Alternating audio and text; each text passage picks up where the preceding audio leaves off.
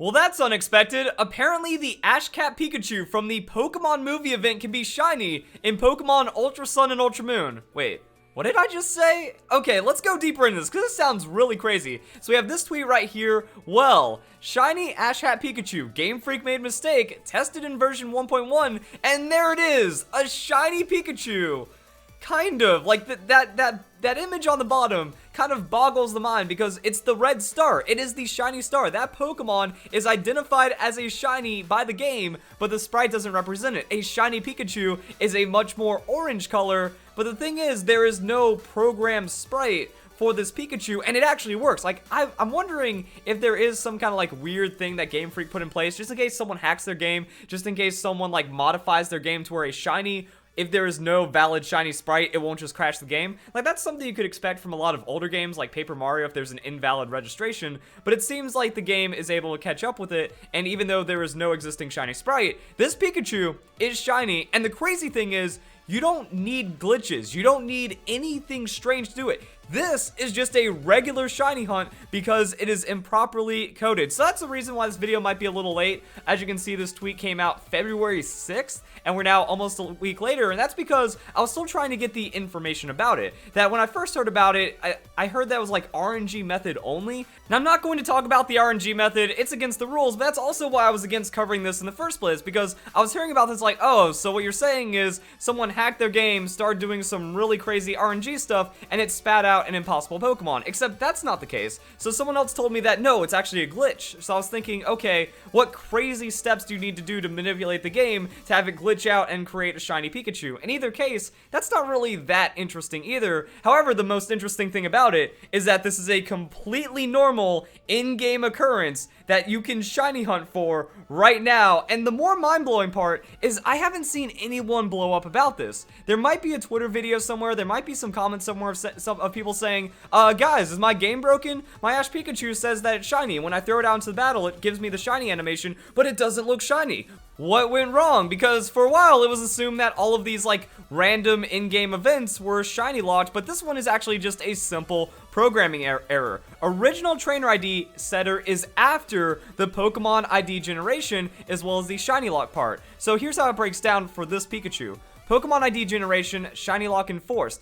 Then the trainer ID and shiny ID got set. That way it can line up with yours. However, if you have a trainer ID or shiny ID the same as Ash's trainer ID, shiny ID, you're not going to get it because then the event kind of screws up. So what's supposed to happen is that it sets the shiny ID and then it does the ID generation. If it is supposed to be a shiny locked Pokemon, such as the Magearna, such as the Ash Greninja, then it's not going to let those numbers be the same. If it does roll for a shiny, it just cancels it out and says, no, this is not allowed to be a shiny Pokemon. So we can see here's Magearna when it's properly set, and then also the same for the Greninja. So as we can see, the shiny lock still applies to Magearna. So it's not like this is a problem with Pokemon Ultra Sun and Ultra Moon. It's specifically this Pikachu event because all the other things were programmed properly. Same with the Greninja. So Ash Greninja is shiny locked properly. Trainer ID was set before the EC and PID generation, and the random non-shiny PID will be copied and then transferred to the main game.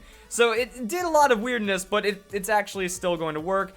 And then we have another problem. Ownership is messed up. Nice job, Game Freak. So I have no idea what I'm looking at, but apparently you're increasing the friendship and affection with Ash, not yourself, as long as you don't trade it or move it to the bank. So I guess what you have to do is trade it away and then trade it back, or put it in the Pokemon bank and then put it back, or else it still registers as Ash's Pokemon, and that means unless your trainer ID is Ash's trainer ID, it's not going to gain any friendship or affection with you. That would be really weird. If someone like thought they were gaining affection with a Pikachu and then tried to use return or something, and it actually just doesn't work for damage. I might want to test that out later, because this is a really weird thing, but yeah, it looks like there's a lot of weird errors going on. Now, what if you want to shiny hunt for this Ash Cap Pikachu? Well, like I said, it's an average shiny hunt. You can do it. You're just not going to get the verification that's a shiny sprite immediately. You have to check the stats, and as the red star, the shiny ID is lined up, and it's the shiny Pokemon. So the interesting thing about this is that also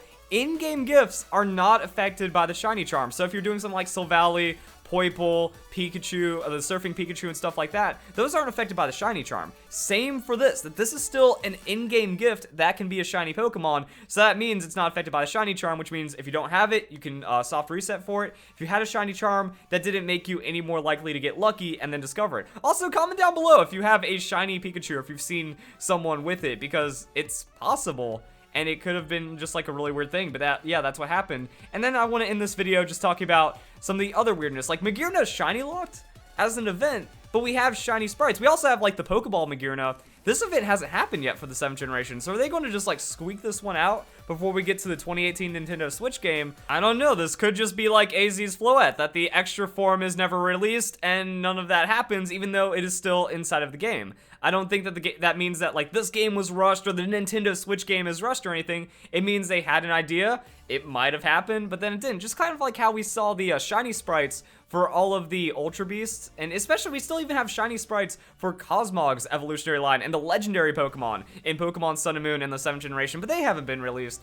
So yeah, there's like some weird things to where the Pikachu, the one that seems like it was impossible, just absolutely impossible to have a shiny form of any kind because the sprite doesn't exist, that actually turns out to have a shiny. But then with Pokemon like Magearna and the legendaries that have, you know, actual viable shiny sprites inside the game but are just coded to not be shiny, we get into like this weird section. Now I wonder if this is going to be fixed. According to this guy, it was not fixed in 1.2. I think he goes down and says that later. Yep, exactly. It appears not patched in 1.2. So this is still not patched. Unless you update to 1.3 and they fix it in 1.3, you can still shiny hunt for the shiny Ash Cap Pikachu, and that will just be a crazy relic and a really interesting thing to go for.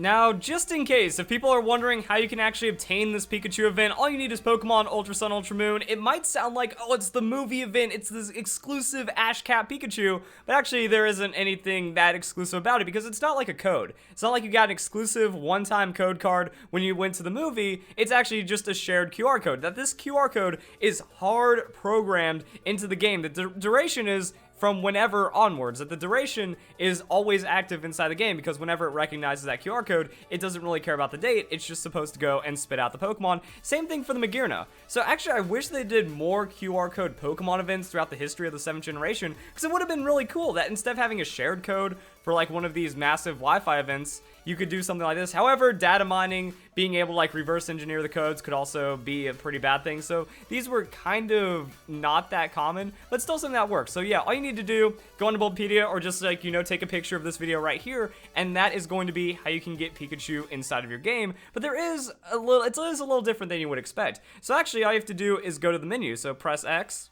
go on over to the QR scanner, and then you take a picture through the QR scanner, and that's how you actually end up with the code. So you do it just like that, and that is going to give you the Pikachu. So when that happens, it'll say you can go, whoa, that got really scary. Okay, so after you scan it, it says you can pick up the Pikachu from a delivery man. Remember to save your game beforehand if you're going for the shiny hunt. Yeah, I don't know who hasn't claimed the Pikachu by now, but, or at least who hasn't activated the event. I just haven't soft reset for the Pikachu, and I guess good thing I haven't. So yeah, you got a little bit of animation right there. You can go check the Pokemon and see if it is going to be shiny. So level 21, Pretty Wing, got all that movie stuff going on, and it's not a shiny.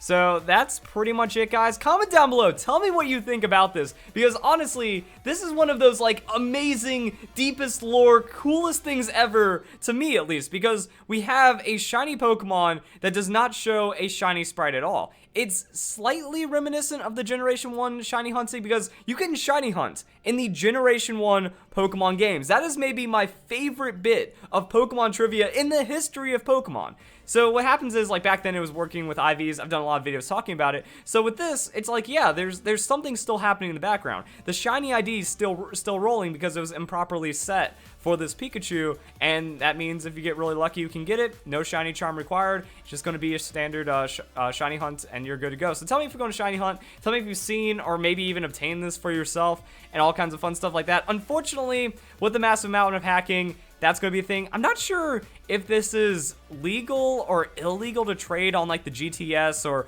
Wonder Trade or something. So now that this information's out, going to be a lot more hacking, which is going to devalue something that is honestly really amazing and really cool.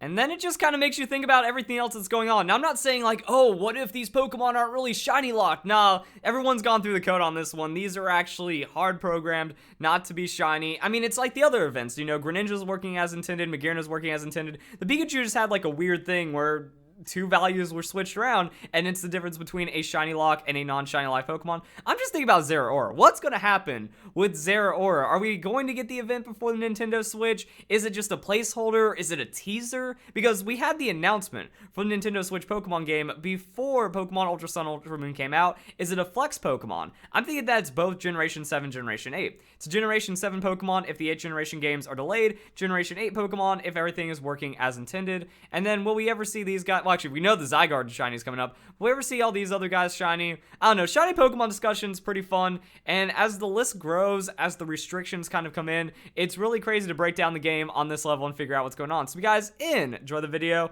Hope you all have a nice day. Thank you very much for watching.